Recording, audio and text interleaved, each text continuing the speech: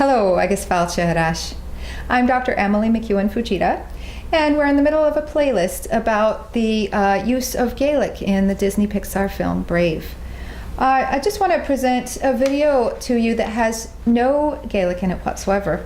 What it was a little short film about the Pixar team's trip to Scotland and the way they did their research there and kind of what they got out of the trip.